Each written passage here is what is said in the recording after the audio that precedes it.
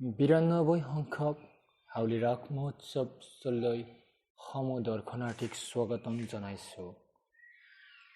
এয়া হাউলি ৰাস মহোৎসৱৰ মূল প্ৰৱেশদ্বাৰৰ পৰা আপোনালোকক স্বাগতম জনাইছোঁ।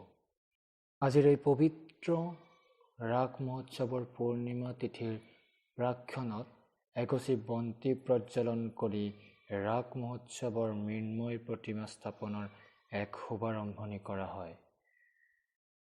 নাৰায়ণ আৰু লক্ষ্মীৰ মূৰ্তিৰে আজিৰ এই ৰাস মহোৎসৱৰ মৃন্ময় মূৰ্তি স্থাপনৰ শুভাৰম্ভণি কৰে শিল্পীসকলে। আটকধুনীয়াকৈ সজোৱা হৈছে মহাভাৰত আৰু ৰামায়ণ সমৃদ্ধ কাহিনীৰে পৰিস্ফুট এই প্ৰতিমাস্থলীসমূহ। মাজত মাথো কেইটিমান দিন বাকী।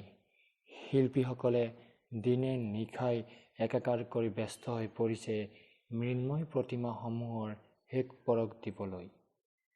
ৰাস মন্দিৰৰ খুব নিচেই কাষত থকা পুখুৰীটোত বৃন্দাবনৰ ৰূপ দিয়াত ব্যস্ত হৈ পৰিছে স্থানীয় তথা গুৱাহাটীৰ পৰা আমন্ত্ৰিত কৰা শিল্পীৰ এটি দলে। এয়াই ৰজা চণ্ডী বৰুৱাৰ ৰাজহাউলী হাউলিৰ সুউচ্চ ৰাস মন্দিৰ।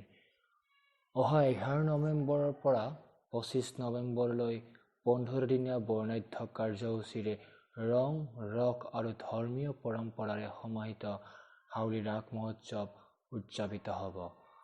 আমি আকৌ জনাইছোঁ সমূহ দৰ্শনাৰ্থীক এই পবিত্ৰ ৰাস মহোৎসৱস্থলীলৈ জনাইছোঁ অলেখ শুভকামনা আৰু যাচিছোঁ আন্তৰিক স্বাগতম।